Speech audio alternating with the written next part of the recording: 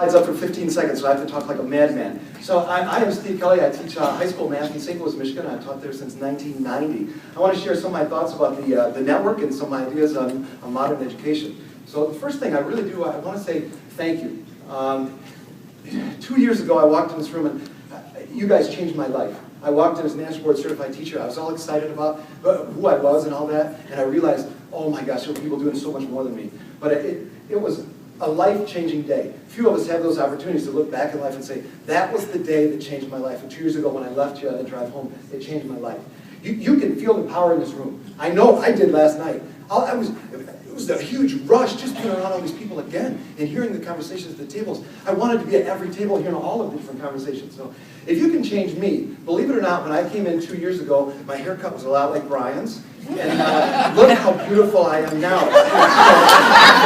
That is the only joke I have in the whole thing. So anyway, think about this. The power that we have in this room.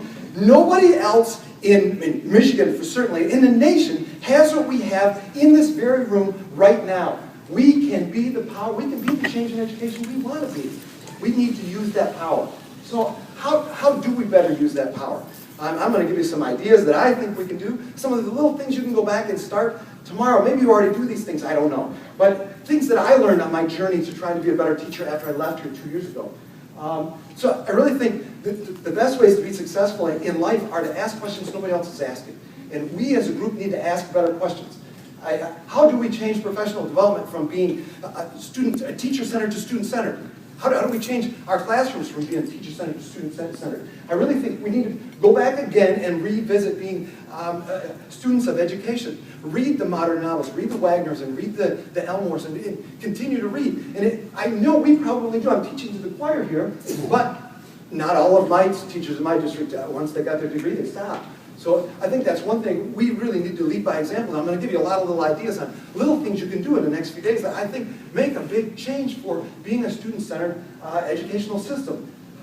All right, number one, get out of your classroom. We have nice professional learning communities within our own classroom, people we feel comfortable with. Join a group on Twitter and you will get professional development on demand. That is the best way to do it. We have a Twitter group right here, Network of Michigan Educators.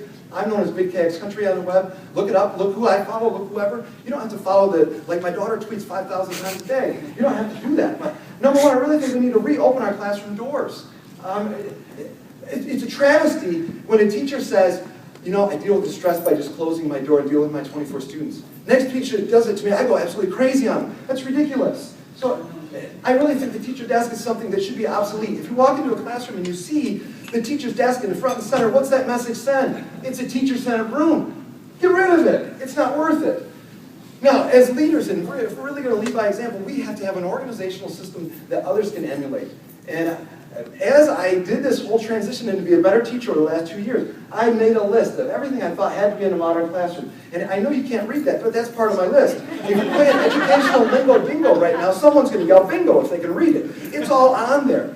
But how on earth do we fit all that in the current bell schedule and calendar schedule? I had no idea until I came across the flipped class model. And that's, if you want to learn about the flipped class stuff, come see me this afternoon. But if you don't want to learn about flipped class, go see Brian. I get all excited about what he's going to do this afternoon. I want to be in two places at once. This is an amazing place to be. So the flipped class allows me to have extra time to do what I want to do. I really think as educators, if we're going to lead by example, we need to promote ourselves. Have you Googled yourself lately? I Googled myself last week. I Googled Big KX Country, and I Googled Steve Kelly St. Louis. Big K had 1,500 hits. Steve had 12.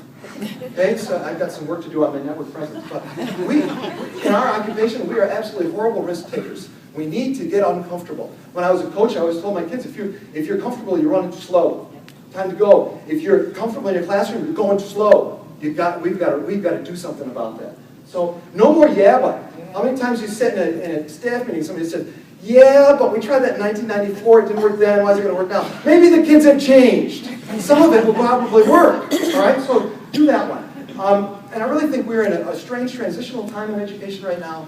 And if we can, was it you that mentioned the book Drive? One of our speakers last night talked about Drive. If we can make that individual choice to change, man, and we motivate others to have that individual choice to change, we will make a huge, huge impact on education. And we'll make it through this transition of turmoil we are in Michigan. Thank you very much.